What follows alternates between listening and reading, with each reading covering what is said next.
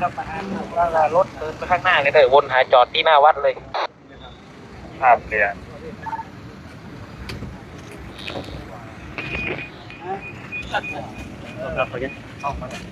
ลองถ้าลองเพราะว่ามัน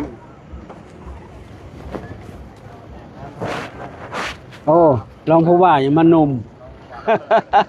เป็นคนไหนเป็นคนจังหวัดไหนกรุงเทพครับ กรุงเทพเหรอไปโอ้ระวังรถเด้อไปฮะ ปล่อยปลาเนี่ยครับ อ๋อปล่อยปลากะเดี๋ยวปล่อยเขาลงก่อนปล่อยเขาลงก่อน มันไหลอย่าง ลงน้ำยมครับอันนี้แม่น้ำยมอ่ะ แม่น้ำมีครับมีครับ อ๋อ สายดีอันไปตั้งแล้วเขาไปนานจะเห็น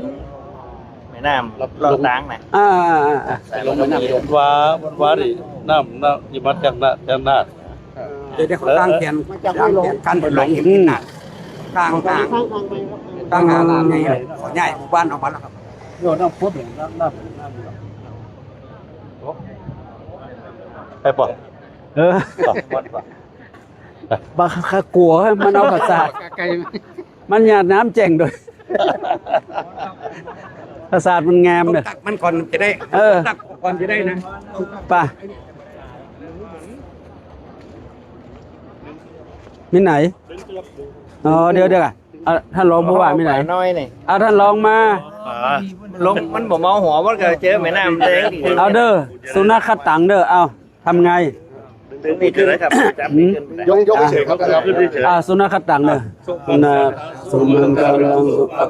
สุมุติตังสุขันโนสุโมโตจะสุยตังบัมมะจาริสุปัฏฐกินังกายกัมมังวาจากัมมังปัฏฐกินังปัฏฐกินังมโนกัมมังปณิทิเตปัฏฐกินานิกัตปะนะละบันตเตปัฏฐกิเนโอ้อันนี้ปลาเนี่ยเนี่ย ไปซกครับ ปลายี่สก มันโดดหน่อยดูไปเอาแนวแรงแนวฝ่าย เนี่ยมันมีอยู่นะ น้ำหลาดพอหมดแล้วมันข้างไม่ดูเอาปลาอยู่นะ ไปใส่ปล่อยนี้เลยมันลงแล้วมีคัด อะไร เบาเบา สายก็ออกมาเลยตัว เบาเบา ให้หนูบอก เอาเลย ค่อยลาดไป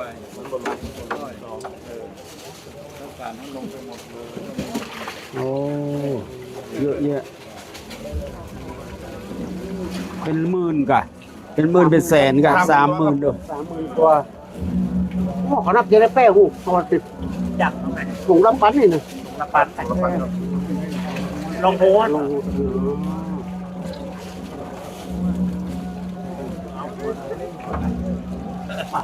มาใส่หู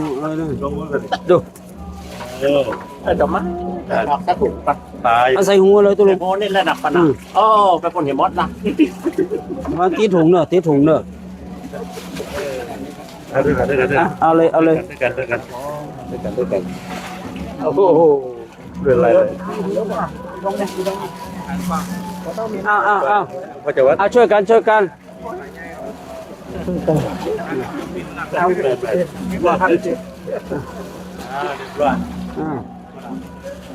ข้ามกี่ถุง นี่ขมิ้นจะใครเองไปหลุดนี่ ไม่ได้กิน ขอได้บุญเทียนมีเทพ2เทพเป็นที่บาสนาเป็นตันของเราตา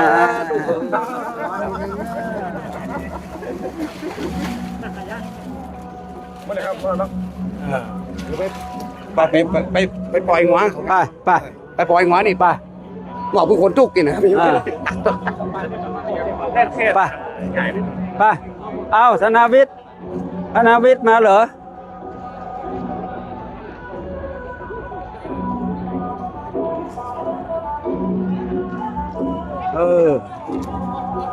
เจ้าคุณข่าเจ้าในจังหวัดที่ไหนเจ้าคนวิสุทธิมาดิลูกใส่ก่อนมาใส่ก่อน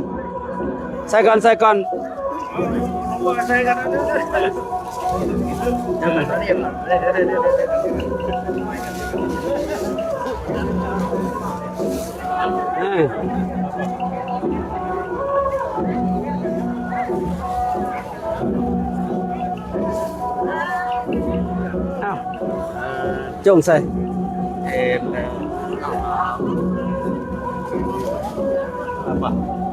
เราโอ้ไปเยอะใส่ได้ย่ามบ่สนใจเลยนี่อาศัยตัวพุทธตัวเหนืออาศัยตัวเหนือ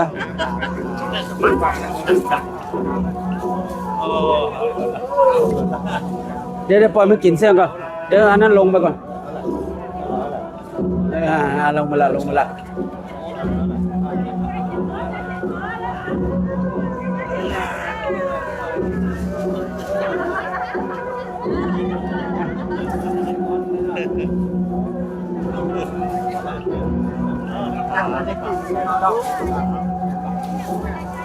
เอามีไหนคนที่จะรับ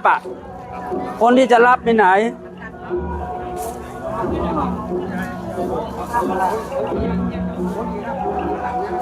มีไหนเอามาเอาหมู่เฮามาทางนี้มีไหนคนที่จะรับมาท่านสัญญาใจก่อนเอาท่านรองผู้ว่ามีไหนท่านรองมาทางนี้ท่านรองมาอยู่ทางนี้ขอประกาศให้ท่านรองผู้ว่าราชการจังหวัดแพร่คณะสงฆ์จังหวัดแพร่และคณะกรรมการหมู่บ้านรักษาศีล5หนเหนือ16จังหวัดได้รับทราบว่าในโครงการหมู่บ้านรักษาศีล5หนเหนือได้รับความอนุเคราะห์จากท่านเจ้าคุณพระวิสุทธิวัชราภรณ์ คณะกรรมการศีล5หนเหนือรองเจ้าคณะอำเภอแม่ริมวัดลัตติวันพระนอนขอนตาลศักดิ์สิทธิ์ได้มอบบัวจำนวน3ตัว มอบให้แก่ญาติโยมผู้มีจิตใจเมตตากรุณาเอื้อเฟื้อต่อสัตว์เพื่อต่อชีวิตของสัตว์ทั้งหลายที่จะถูกฆ่าเป็นอาหารท่านเจ้าคุณก็จึงมอบ3ตัวนี้ให้แก่โยม2ท่านดังนั้นก็ขอให้โยมทั้ง2ท่านนั้นได้รับมอบบัว3ตัวนี้ใครจะเลี้ยงกี่ตัวเรายังไม่รู้นะก็ขอให้เลี้ยงโดยตลอดรอดฝั่งนะดังนั้นก็ขออนุโมทนาด้วยนะมีอะไรมาไม่เป็นเครื่องหมายมอบไม่มีไหมไม่มีนะมียามีอะไรไหมไม่มีนะมีเนาะปนมมือสุนัขคัดตังหน่อยมอบอันนี้สุนัขคัดตังหน่อยสุนัขคัดตังจับไปหันหน้ามานี้กำขึ้นกัมมังวาจากัมมังปะทะกินังมโนกัมมังปณิทิเตปะทะกินานิกตวาเตปะทะกินเนที่นี่อ้วนเหรอเปิ้ลเด้อแต่ว่าเมืองน่านผอมหลายวันแล้วเรียกผมไปตลอดนะครับอังกามาอ้วนนี่หรอครับวันนั้นพอป่ะเดี๋ยวกินเป็นวันไปพอหมดครับป่ะนำไป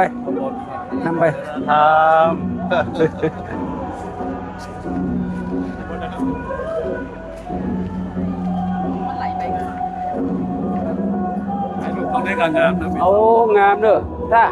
เนี่ยครับไอ้พวกตรงนี้ก็สวยนะเอาบ่นะรอถ่ายบ่ถ่ายตรงนี้แล้วก็หันหน้าเลยถ่ายรูปเป็นหน้าวัดเลยก็หันเพื่อขอถ่ายรูปภาพหน้าวัดก็พูดถ่ายรูปเอาบันทึกภาพตรงนี้ได้ ขยับมาเลยขยับมาเลย ขึ้นมาขึ้นมาขึ้นมาพระเจ้าคุณขึ้นมาเลย นั่นแหละนั่นแหละ มาเลยเด้อ เรียกจะบังหน้า บาบังครับ ผมอยู่นี่เรียกกำนันผู้ใหญ่บ้านมาด้วยดิเรียกกำนันผู้ใหญ่บ้านในอำเภอมาด้วย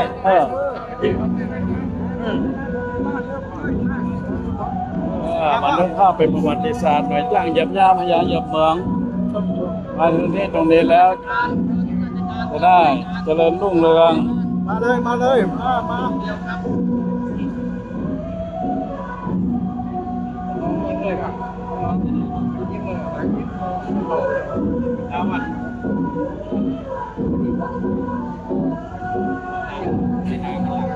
อันนี้คืออะไรที่เราเนี่ยตามหัวนะครับ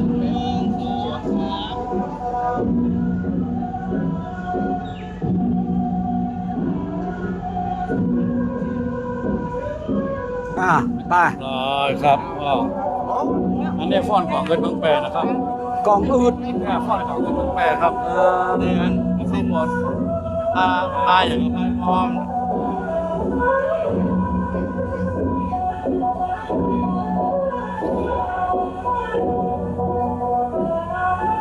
ไปก่อนกันไปทำอะไรก่อน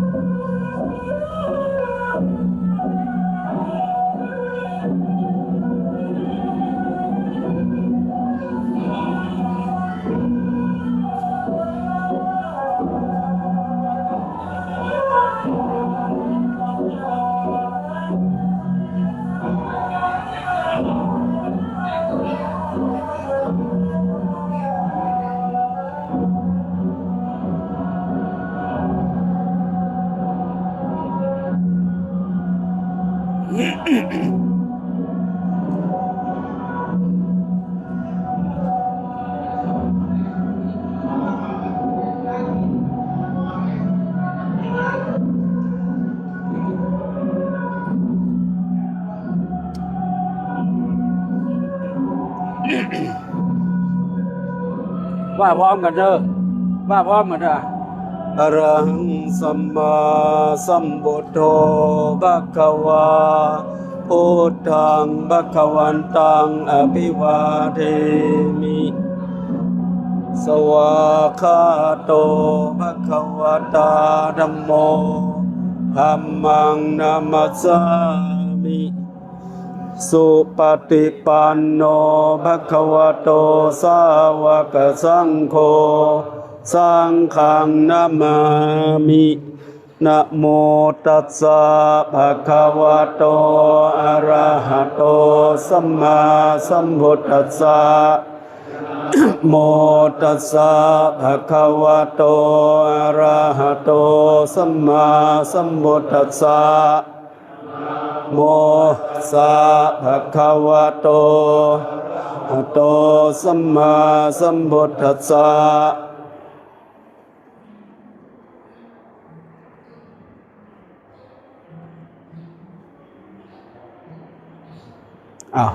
ไป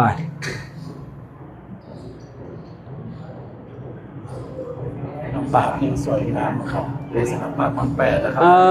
มากเลยนะไว้สำหรับเด็กทำอาจจะเก่าไหมเก่าก็ครับบูรณะปฏิสังขรณ์นี่นะหน้าใบไอ้สีฟ้าอยู่ในไป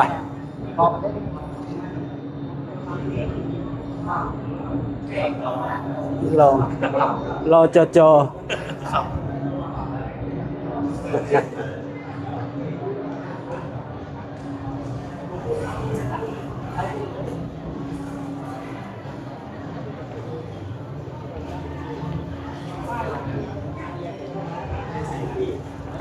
นี่อย่างต่อฮะเปิดไปสำนักประดิษฐ์อันนี้ตัวหลวงไงครับผมว่ามาดูแลพ่อไปเปิดไปสำนักนี่นะครับนี่ไหนช่วยกันดึงมาเดี๋ยวท่านรองมีไหนเอามาช่วยกันดึงหน่อยแซมมาเดียวท่านร้อง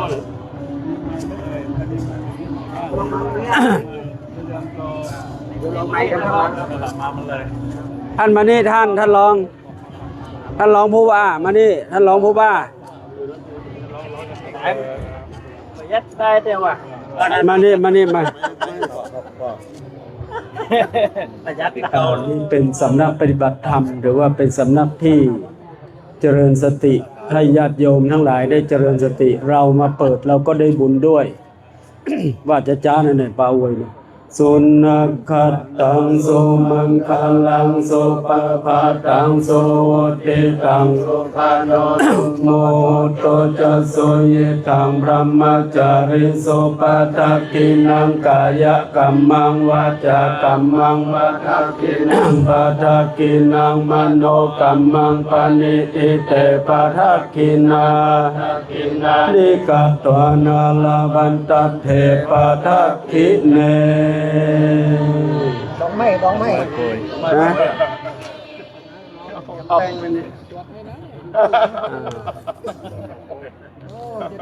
อ้าวไปที่ไหนต่อถ่ายรูปครับ คนด่านอนครับ นะ เด็กครับเดี๋ยว อ๋อ น้องสารพันยะครับ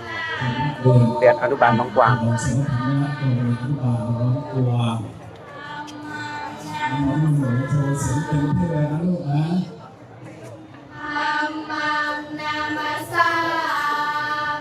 โรงเรียนอย่าง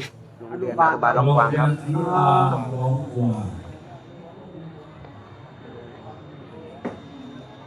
มาติปันโนภะคะวะโตสาวกสังโฆสุปฏิปันโนภะคะวะโตสาวกสังโฆ ไป สังฆัง ถ่ายรูปอ่ะ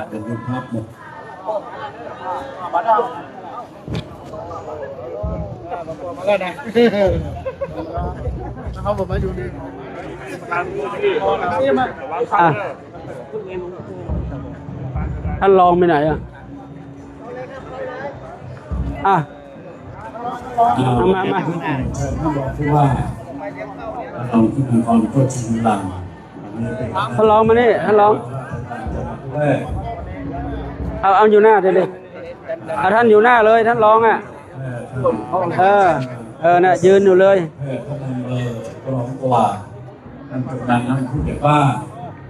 เห็นในส่วนนะ ยืนตรงๆท่านไม่ต้องประนมมือก็ได้ไม่เป็นไร เป็นภาพตรงนี้ที่ป้า เนื้อนั่งเลย เครื่องแบบนั่งเลยนายอำเภอ ฮะ เครื่องแบบไม่คุกเข่านะฮะ อ๋อยืนเหรอยืนอ่ะยืน เป็นไง เอาถ่ายเลย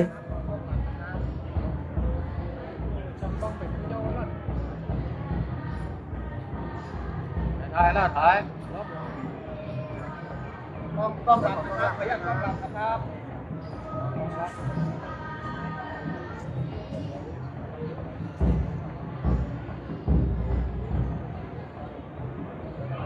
ดีแดดบอกนะ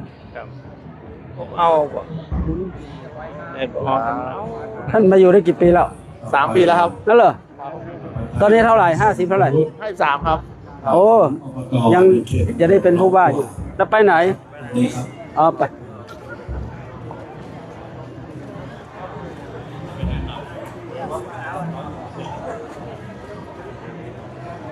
ซุ่มอบตครับ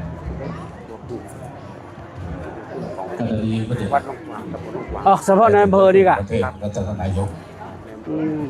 อันนี้ของหลวงกวางวัดหลวงกวางมีหลวงพ่อเส้นหน้าจำลอง ส่ง 15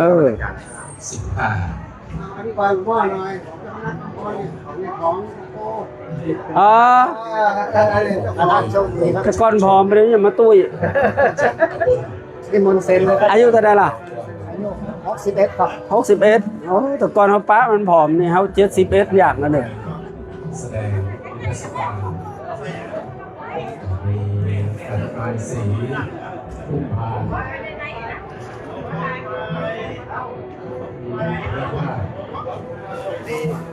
โชคดีสีหลวงกวาง โชคดีสีรองกว่า อา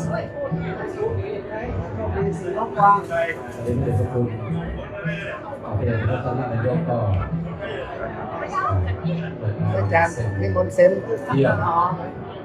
ผู้นำประชาชนจากตำบลนี้เป็น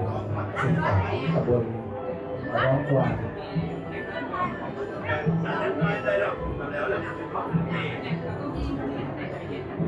ด้านครอบครัว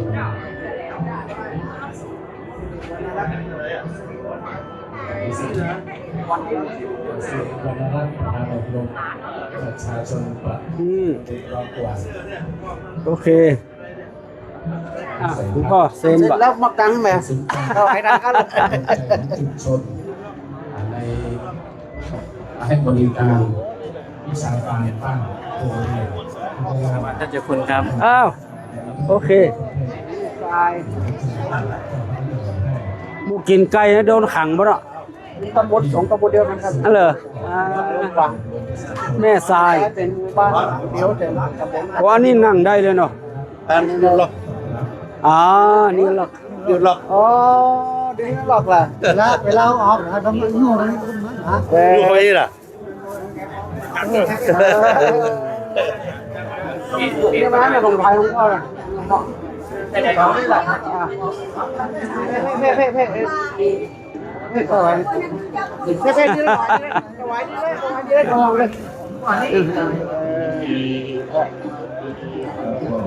นี่เลยเอาคุยกันอยู่เขาเดี๋ยวเราไปดึงครับ ไม่ได้ ออกเราออก ฮะ อยู่พื้นนะ แม่มันบออกอ่ะ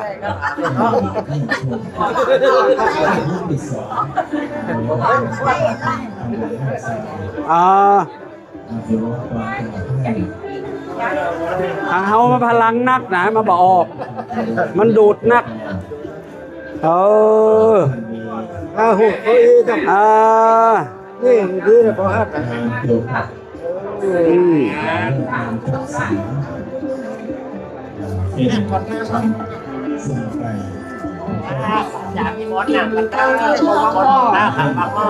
นี่วังหม้อกะ ลักมาครับครับ อันนี้วัยรุ่นมากะ สันหน้าต้องกันเนาะที่กันเลยนี่เป็นการที่รถป่าดังด้วยกันเสริมหลวงป่าจัดเนี่ยยืนหลังยืนหลังยืนผมไม่ได้ไม่ยืนสู้เสียงหายนะ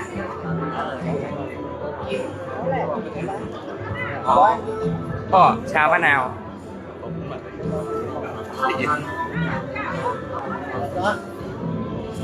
โดยกองแก่ตำบลทุ่งศรีวัดทุ่งศรีโดยอบรม เดี๋ยวอย่าโยกไปจุดลบเท่าไหร่ หลับ มีโดยเฉพาะงานทั้งแปดทุ่ง คนร้องไปซ้าย ว่าทุ่งศรีเป็น หลับเลย ว่าคุณพ่อซึ่งเป็นวัดของหลวงพ่อบองเจ้าคณะอำเภอเป็น เยอะแหละ ตอนนี้พระเดชพระคุณหลวงพ่อผู้เป็นประธาน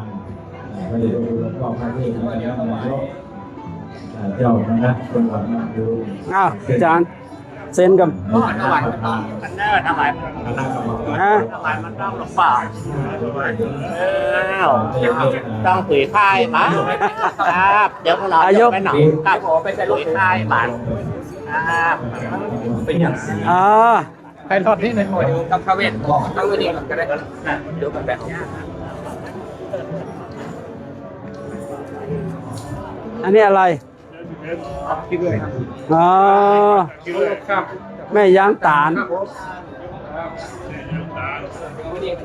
คิดเลยขนมปอก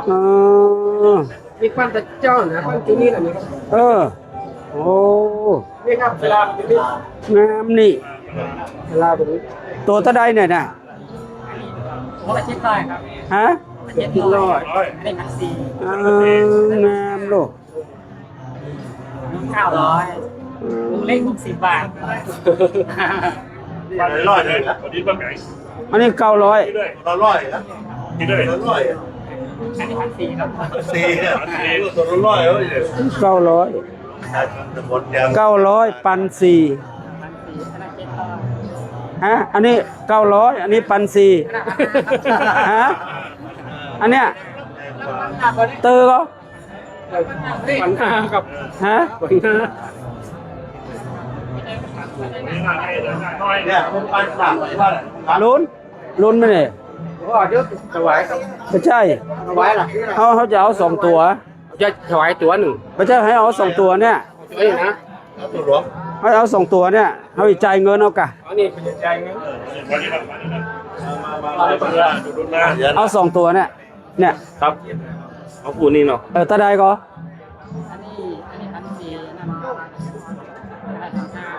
2,900 สองพันเองอ่ะ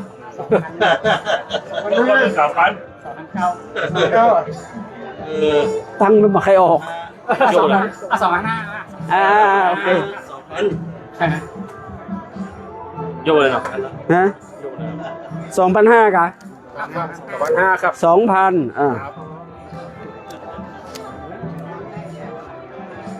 สมทบว่าสมทบปันหนึ่ง ฮะ พี่กองก็พี่กองก็ เป็น3,000 ใส่ก็ เอานี่ถวาย เอาอันนี้เอาอันนี้เอาสีนี้ สีนี้ เอาสีนี้ตัว ใส่กองเลยนะครับใส่กองเลยอันนี้ถวายใส่กองเลยครับ กองนี้ก่อน มีกองเหรอ เอาไปวางไว้หลังรถอะไว้รูปก็ได้ กองนี้เป็นกองเกิดกองบอก นี่ใส่กล้อง กองเลยขอกองนั่นแหละ นี่หลายตัวเลย ตัวนี้หน่อครับ พอใส่เกี้ยงเนี่ยผมมีน้ำบัตรก็มีครับโบนน้ำบัตรผมมีครับ จังหวะเนี่ยจังหวะเนี่ย เอาแม่ก็ ใส่เลย นี่จะวันล่ะ เอาตัวใหญ่ใส่ก่อนก็ เป็นไปใส่ไปละไป คอนตังล่ะคอนตังเปล่า เอาตัวนี้ทอดเอาตัวเนี้ยเอาตัวเนี้ยบัดทอดละเอาเด้อ เอาอันนี้เพลงแล้วเหรอ ก็ เปิดบอลเหรอ แซนเลยนะครับ บ่ถวายมันตัวครับ ลุ้น ถวายมันตัวไปหมดเลยครับ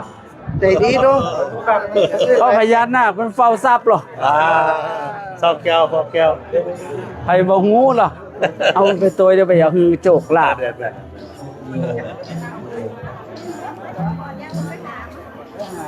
อันนี้ตำบลน้ำเหลา ไปหามา น้องไม้ หลวงพ่อเอากระครับที่จะซื้อถวายไม่หอบคนซื้อนี่ เอาเจียน หลวงพ่อจะเอาที่อ่านแล้วผมจะถวาย เอาถวายเจียนก็เอากะ หมูอ่ะ หมูอะไร 100 200 300 อันนี้หมู หมูเลยอันนี้ควายมดที่อันนี้หมู500พดหนุน500 1 2 3 4 5 500ถวายหลวงพ่อ อันนี้ต้องเอา2,000ที่ถึง นายเอาใส่มาเลยแล้วจะถวายหลวงพ่อนะ ถวายหลวงพ่อนี่ตัว ประธาน เอาเป็น2ปุกเอาเชียงราย2ปุก หลวงพ่อ อันนี้เชียงราย หลวงพ่อ อันนี้ลำพูน อันนี้ถวาย ถุง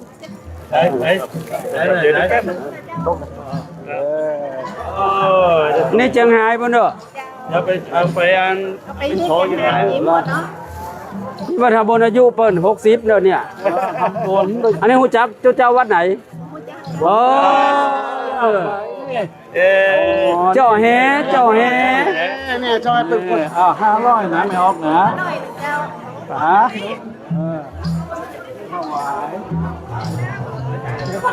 โอ้ยโอ้ย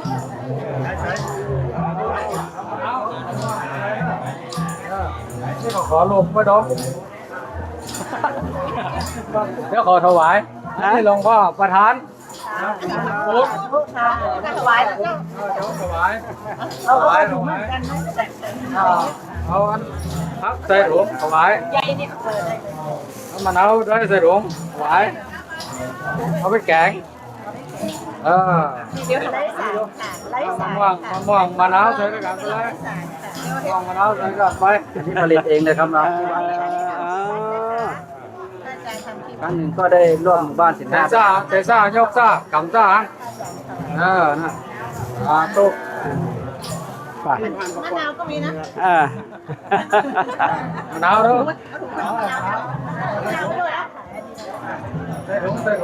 อันนี้สินะอันนี้บ้านครับส่ง เอาลูกสวย ส่งพ่อก็ไม่ยังเปรี้ยวส่งบ้าน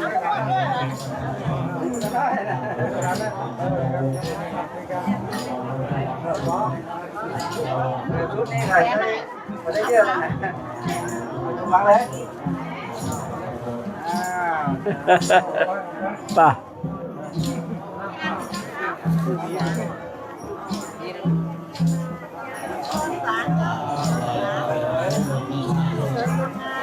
อันนี้พริกโอ้อันนี้หอมเตรียม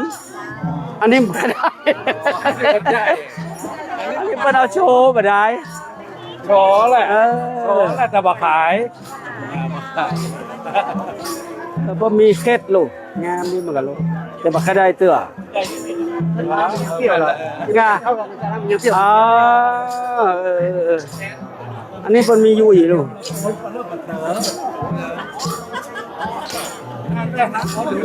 จับงานจับบอสขายพระกูด อันนี้คนขายพักกะ อันนี้พระกูดครับ แถมพระโค้ดอันนี้เสื้อถวายหลวงพ่อบอสการรับอันนี้มาตอนไหนวันนี้ถ้าอยากจะถวายประธานอะไรนี่อันนี้ตัวแฮปปี้นะ10 บาทครับ50 บาท 10 บาทเอาเหมาว่าเหมาแล้วก็60นะ ใช่ แค่นี้ ก็ถวายมา50,000ละเอาเข้ากล่องทุนถวายแถมแต่เพิ่นมานิมนต์ไปซะชัยยันโตละเบาละ ว่าที่บนผมโตนี่กินมันแสดงว่าเต็มจนพูดเรามักแบบแจกครับ10 บาทครับแจก10 บาททำกันเลยได้หนึ่ง โอ้ตีถึง100กัน ไม่หมดครับ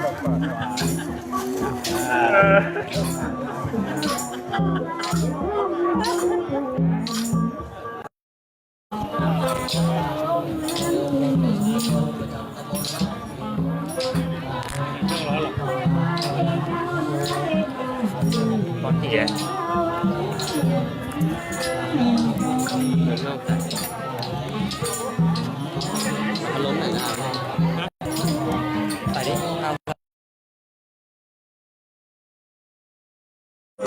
มาจับตำบล1,000เด้อ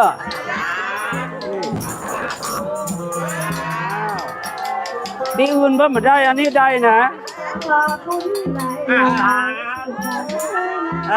ที่ดอยเล็งชอบเนาะ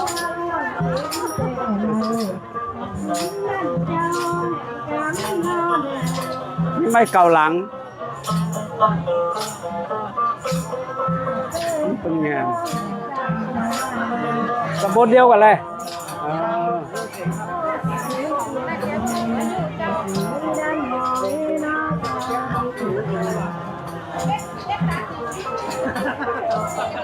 ถวายเขาเจ้าแกน ๆน้ำพริกหลาบเจ้าอย่างหลังนะจ๊ะ ไปต้มถวายเลยจะถวายแล้ว ไม่ร้อนอายุวันโนสุขังพลังเด้อ อันนี้น้ำพริกหลาบอย่างหลังเลยนี่ของพระครูนี่เดียว10 บาท เขากินเฮ็ดไม่ได้ กินเฮ็ดไม่ได้ เดียวกันใส่น้อยเดียว กินลาบดิบก็ไม่ได้ อันนี้งามเด้อ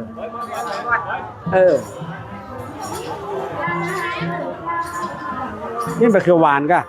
อันนี้ มะนาวครับ อ๋อมันยังมาแกหลวง มะนาวเกษตรมะนาวไรเม็ดเจ้า อ๋อแกนว่า ของห้อยมดปะล่ะปะ น้อย รสตัวละเจ้า อันนี้มันน้อย น้อยครับมาลองกองกับมดแล้วปะ ก็ สองกับมด พวกนี้กับพระเจ้ามา หมู่เดียวกันนะก็ซื้อกัน มด หน่อไว้กับมดเลยนะ อ้าวโอเคเด้ออายุวันโนสุขังพลังพ่อพูด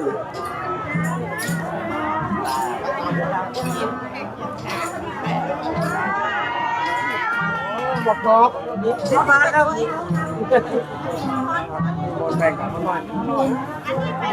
แค่ให้ถวายหลวงพ่อนะครับเอาถวายนะครับถวายหลวงพ่อเอาถวายนะ อ้าว นับก่อน เป็นอย่าง500มันหลัง50 ค่ะ 50 เอาเจ้าคนเจ๊หน่อยนะ ปล่อยหลวงพ่อนี่500นะอย่าขาดทุนนะ อันนี้อ่ะ ตัวอย่างครบแล้วนะ จ่ายให้เรียบร้อยละ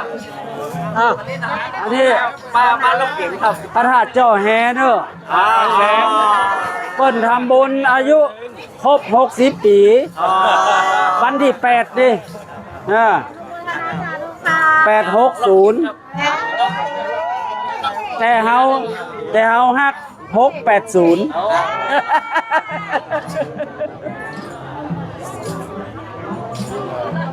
อันนี้อะไร เอาแหละร้องเพลง ฉันสีขันฟ้ากันสุขทุกวันในแต่งประดับเลยค่ะฉันจะมีมาดุดาราแต่งดาราสำหรับทุกทีคือคนแรกจะเป็นใครสร้างสรรค์ นี่เราก็ให้รางวัลอยู่ สร้างคนดีสร้างคนเดียวมือถือชีวิต อันนี้500แล้ว เดี๋ยวอันนี้500อ่ะ อ้าว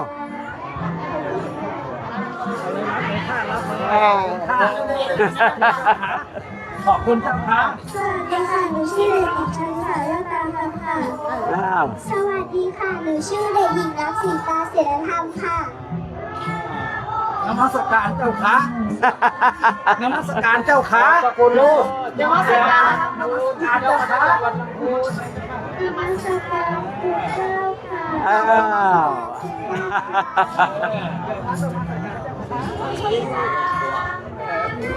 มีนิ่มแล้ว ที่ห้า คนสองเรียบร้อยพร้อมเป็นจาพิธาจังสุจารัตน์วิมลใส รับเลยครับ ว่าไปด้วยสิ ว่าไปด้วย ไกล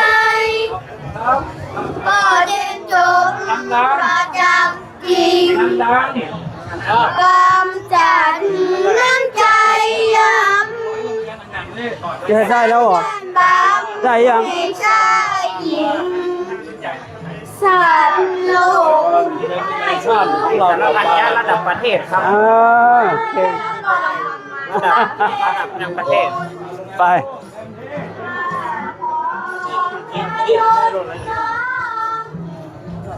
อย่าไปลงบอกกันนะ อันนี้อะไรอย่างเนี่ย แหน่พ่อ อ๋อ แหน่แดง แหน่แดง ครับ เอาไว้เลี้ยงปลาด้วยเนาะ ใช่ครับเลี้ยงปลาเป็นอาหารสัตว์ได้หลายชนิดเลยครับนี่เขามาทำกิจกรรมกับบ้านเมืองโป่งหลายอย่างครับเรื่องของข้าวโพดเม็ดพันธุ์ครับนี่เรื่องปุ๋ยเรื่องอย่างใช่ครับ อันนี้เอามากอันนี้ อันนี้แกโรคมะเร็งนะครับ ต้องต้มอ่ะ แกโรคมะเร็งเด้อเนี่ยครับ ฟักมันวันเม็ดมัน ฟักมันกันเนี่ย ต้มกินนะ เนี่ย โบเนาะ ต้มกินอ่ะ ต้มกินดิบน่ะ อันนี้ข้าวสาลีหวานใช่ครับ จะข้าวโพดกันข้าวโพดหวาน อันนี้แต่นี่เป็นข้าวโพดเลี้ยงสัตว์ครับผมบอก อันนี้มันแห้งแล้วถ้ากับซัดมันเป็นโรคมะเร็ง นี่เขามาทำเป็นพันธุ์ชาวบ้าน นี่นาวาวังถ่ายรูปป่ะนาวาวังถ่ายรูปสองข้างมาถ่ายรูปถ่ายรูปเลยเจ้าคนขาวมาดิมาถ่ายรูปนาวาวัง ถ่ายรูปนะนี่นะ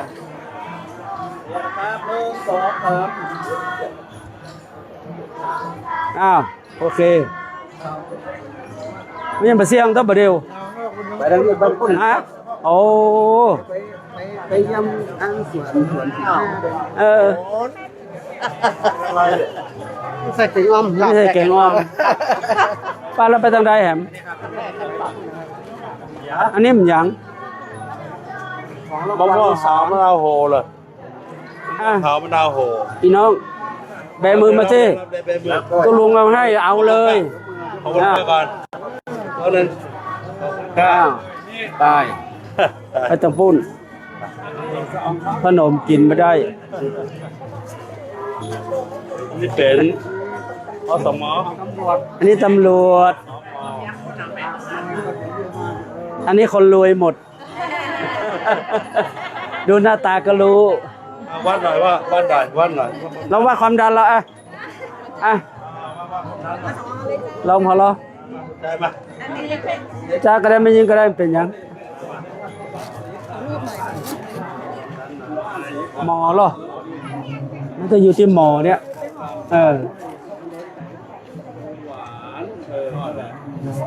มันฮ้อนเนี่ยถ้าอยากความดันสูงเลย เดินมาตัวเนี่ยจ้าพวกมันเดียวเจ้าเดินไปตัวทั้งเหนื่อย แต่นี่เป็นโรคเบาหวาน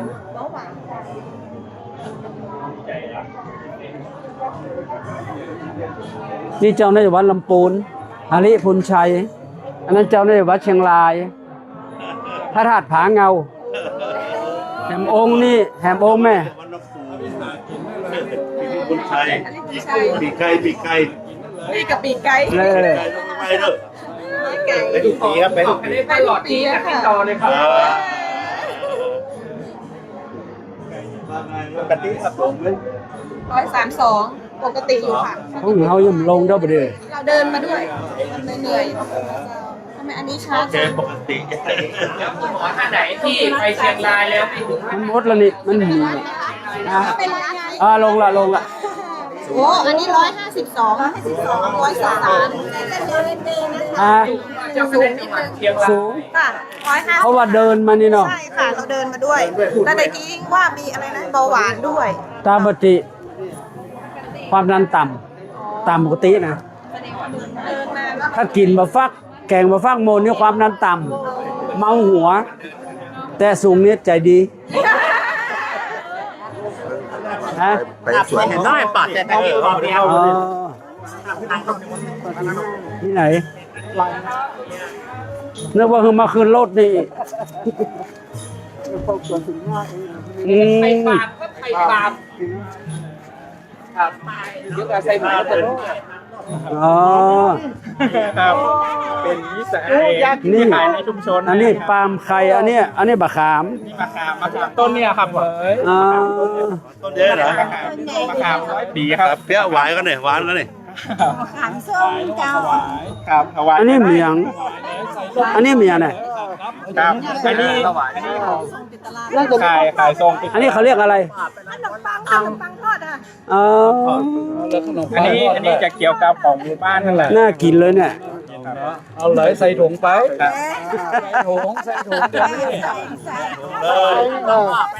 บ นั่นแหละนี่ไข่ปาล์มนี่ อันนี้ถวาย ครับ อันนี้ขออันหนึ่ง ครับ อันนี้ขออันหนึ่ง เขาบอกว่า ได้กินบ่อย เมื่อ แล้ ได้ ว เห็นพระเถ ไข่ ระเนี่ย ไข่อย่างนี้ก็ไข่ที่เลี้ยงในหมู่บ้าน เป็นบุญตา เมื่อได้เจรจาก็เป็นบุญ นี่ ตา อันนี้เอาถวายหลวงพ่อหม เมื่อ ด ได้ อ๋อ นี่เนี่ยในวัดเลยกันเนี่ย ไปพร้อมสวนปลาฮะ อืม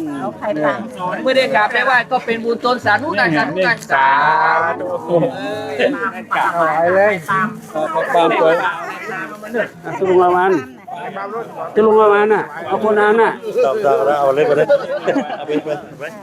หลายคน ไปทางไหนต่อ แป๊บไหนต่อ ฮะไปพ่อยกำกะไปพ่อยกำกะอ่ะ แกแปลง3 วันแล้วครับเจ้าอาวาส เจ้าว่า อันนี้เจ้าอาวาสครับหลวงพ่อ ไปพอจะรอดเลยรอดอีก อ๋อเดี๋ยวไปใจอีเนาะใจอีต้นหอมอันนี้อย่างเด็กเล็กกะมันจะเด็กเล็กกะน่าจะเป็นพระกำลังครับไก่ขังไว้หลายวัดกูดไม่เยอะนะ พุทธะกะเลี้ยงป่าเลี้ยงป่าไม่ได้จะสมบูรณ์โคกหนองนาโคกหนองนาวัดวังโป่งอีกะศูนย์เกษตรตัวอย่างของอำเภอลองกวางเนี่ยเชื่อเฮากะ ไปอย่างนี้ คิด อันนี้เฮ็ด คิด นะเวลาคุดแล้วนะถ้าเธอบะฮือมันล่มนะก็อิดอะก็อิดแดงน่ะ ปิดก่อนน่ะ อ๋อ ก่อแวดเลย มันถึงมันล่ม ครับ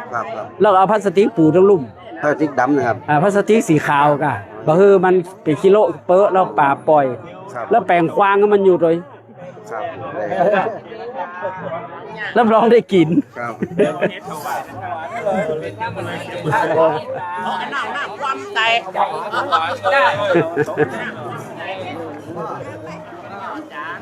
ฮะฮะ ครับการถ่ายรูป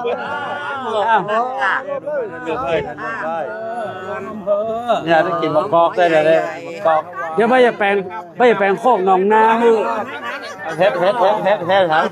ห็ม เนอะถ้าเราคุดเด้อก็ไปเจอใบใหญ่ล้ำนะเอามาให้ผม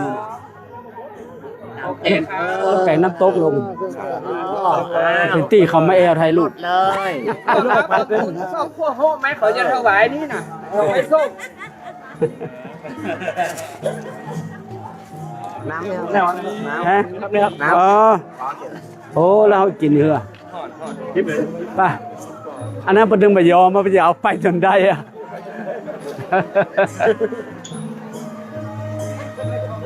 บ้านลำโพง อ๋อ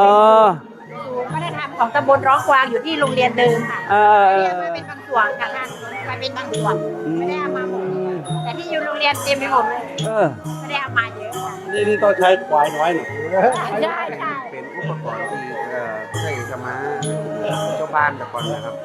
เหมือนเดียวกันอะแล้วปุ๊บก็เหมือนเดียวกัน ได้ขี่ล้อตัว สาวไปเลย อันนี้เจ้าของกะ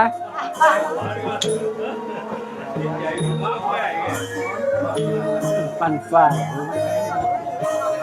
อันนี้เป็นดนตรีของโรงเรียนที่ลิง ที่ไหนโล้น เดี๋ยวอันนี้มอดูก่อนสองมอ เด้อเด้อแจกก่อน นี่มีเด็กที่ไม่มีน้ำมันเลยหรอว่า ฮะ ไปเรียนที่วิทยาลัย อ๋อ อันนี้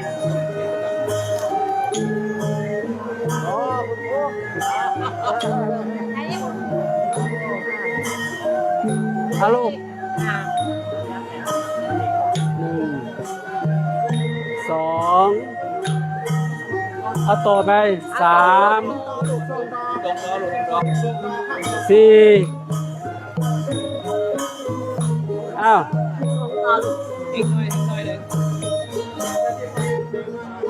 อยากให้เก่งให้แล้วก็ ส่งต่อ2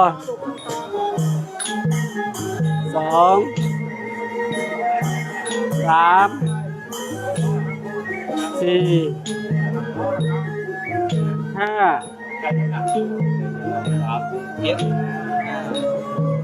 6 7อ้าวส่งไปอีกเลยอันนี้กี่คน เรียนค่ะ 1 2 3 4 5 6 7 1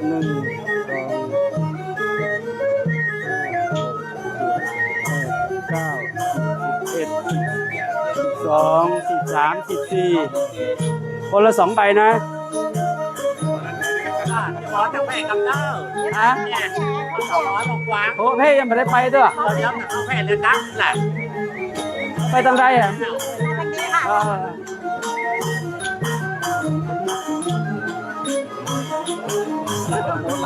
ฮะ นี่เป็นการจัดสรร โอ้อันนี้ขี้ข้านแล้ว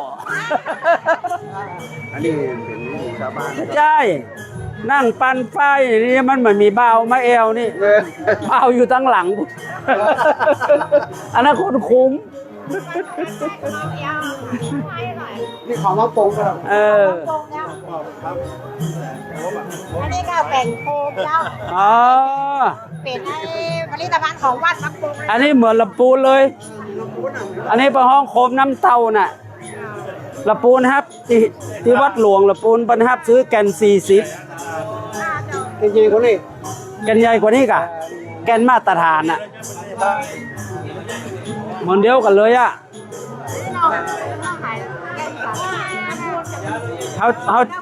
เขาซื้อปีละ 80,000 ดวงก่อน3 ล้าน 2ใช้เงินซื้อแต่ละปีอ่ะของศรัทธาญาติโยมเออเนี่ยงามเนี่ย เป็นน้อยนะฮะ เราก็มาซื้อนี่เหรอเราไปติดบัตรอะ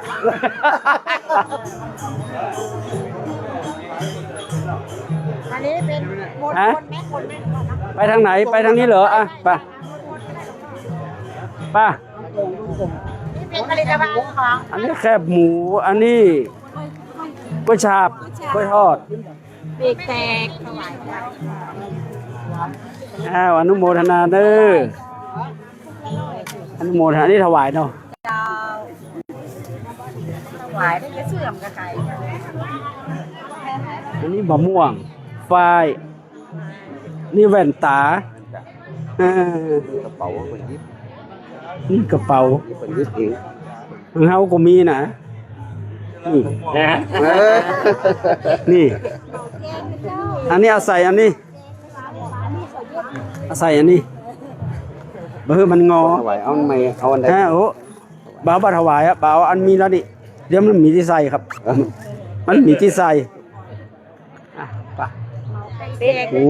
ไข่เป็ด เด็กในเจ้าขอจันทร์ ไข่เป็ดไข่ ปอนนี่ถวาย ฮะ ถวาย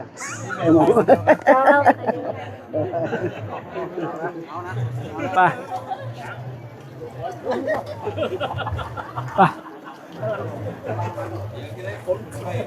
ร้านมันอย่างมันน่าเต้นหนักกว่าฮะโอ้ร้านนักแต่กะ นี่ความรู้ตรงเลย นี่น่ะโอ้มะม่วงอันนั้นอะไรเนี่ยอ๋อข้าวแตนนี่เหรอ อันนี้บสุดจ้ะ อันนี้เหนียวนี่ลูกประคบอันนี้ข้าวแตนอันนี้ก็ข้าวแตน ไปยอดใส่ถุงมาสามารถได้ถวายอย่าง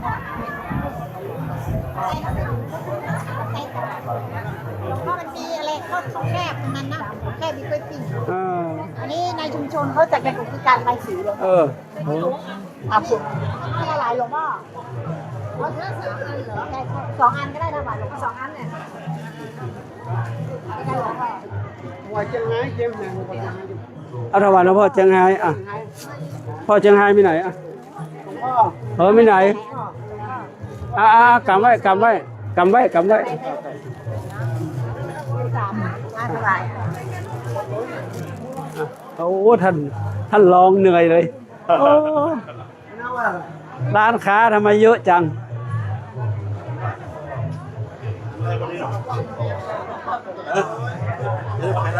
เอาดีต้องได้เลยครับ อ๋อนี่ ซอยโอ้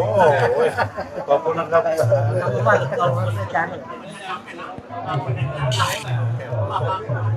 เต็มยากอ่ะ เอาดิยากว่าพอทำดีก็ได้ไปดมดีก็ได้ตะการแหลกนะครับเท่ใหญ่ดีป่ะ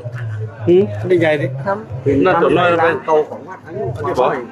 นอนรอ ใหญ่ดีใหญ่ดิ ปฐมังอุปชยะขหาเป็ดตัวนี่ อันนี้อันเพื่อห้องทำกรรมลูกเนาะทำกรรมแล้วคนขายอ่านได้ป่ะคนขายอ่านก็ไม่ได้ ทำบัตร ไหน นี่เลยทำบัตรก็ลงเลยครับ โอ้ตัสสะภะคะวะโต ดันบอล โอ้มันตัวน้อยครับ หลับไป อ่านบ่มได้ สีของงามครับวันไหนมีวันลังเฮง อ่านตัวน้อย คนเขียนยังอยู่ก็ ครับก็ถึงแล้วดู เยอะ สี ก็ 5แล้วครับเบอร์แล้วครับ200ปลายปี224 เพิ่นเอามาโชว์ไปได้ไป ปยังได้หามัน พอสวน่ะ ไปสวกำในปอดแจงเปิดประธานก็สวย อ๋อ เปิดประธาน เนี่ยอันนี้กาแฟ นี่ มาไกลแล้วมาไกลแล้วเนาะ หลวงพ่อ มาไกลนะครับ กินแล้วเมาเลยนะกาแฟเชียงใหม่เนี่ย ว่ากาแฟแพร่เจ้าค่ะนี่ กาแฟแพร่เหรอ กาแฟบางชีเจ้าค่ะ ต่อไปครับเลี้ยงทั้งลำพูน แต่บาริสต้าลาบาริสตี้เชียงใหม่ เดี๋ยวตอนที่เป็นนั่งเอาถวายเนอะ เอาไปถวายอันเด้อก าแฟร้อนนะเจ้าก าแฟร้อนเอสเปรสโซ่เดี๋ยวข้างใน ใช่เอาทับกันแน่ก็อย่าประเดิมลำวาง น้ำมันจะไม่แดง อันนี้น้ำเขียวน้ำแดง ความสวอไป ป่ะ แจกแต่ปัจจัยไก่ กลุ่มนมสาวไปเข้มแข็งกลุ่มนมสาวไปเข้มแข็ง ครับแต่ง ประธานนั่นเราประธานอันนี้เซลล์กันค่ะ เดียวกัน อันนี้เซลล์กัน นี่ค่ะ ครับเนี่ยก็เตียงหัว เออนี่ประเดี๋ยวมาติ๊กๆอะหมูเดียวกันอยู่เพ่อีกว่ะโอ้อย่างนั้นล้ำเหลือตะกี้เอาแล้ว ประธานเขาเอาสวรายงานหลวงพ่อ รายงาน มีพระติดเตียงเยอะไหม จังหวัดแพร่มี3 รูปครับ แต่หมูเฮาที่ช่วยกันดูแลเนาะ เนี่ยกองนี่ผมเป็นคนถวาย อันนี้เป็นคนซอดทุนกะ เปิดบุญปารามีนี่เปิดปด ก็ได้กันนี่อ่ะจีเนี่ยไปเนี่ย นี่หลวงพ่อนี่เนี่ยผมถวายนี่ ก็ถ้ากับปัจจีนี่แล้วก็มานี่แล้วก็ไปอันเนาะ นี่ประธานเขาเอาสว ถูกแล้วเหรอ ถ่ายรูป เอาหน้าไปนะครับป่ะ เอาหน้าไปอ้าว อะไรมายืนให้เราลูก อ้าว เข้ามาให้บ้อง มันตั้งลายไหมเปล่า ก็ได้นั่งลงก็ได้นั่นแหละ ถ้าไปมันจะให้มาบาลานซ์กันนะ นั่นแหละเป็นพระเอาสวถึงพระนักเทศ เอาล่ะคนบางงามอยู่ครับ เป็นพระปริยาธิการได้อยู่ได้เด้อ ยิ้ม ยิ้ม หน่อย หรือว่ายิ้มแต่ยิ้มรถนี่เป็นบุสุดท่าที่น่ะเอาสวเป็นมุญย้อมเลย นี่กลุ่มนางพยาบาล มุญย้อม เรียบร้อยเนาะ พอเดินตรงนั้นเลยพอเดินตรงนั้น หนังพยาบาล ไปทางใดฮะ ในศาลาอะไรครับ สลามที่ไหน ครับ ตะกี้ อ๋ นะ อ ครับ ว่า ห้องน้ำศาลานี่ห้องน้ำไปอยู่ศาลานี่ครับ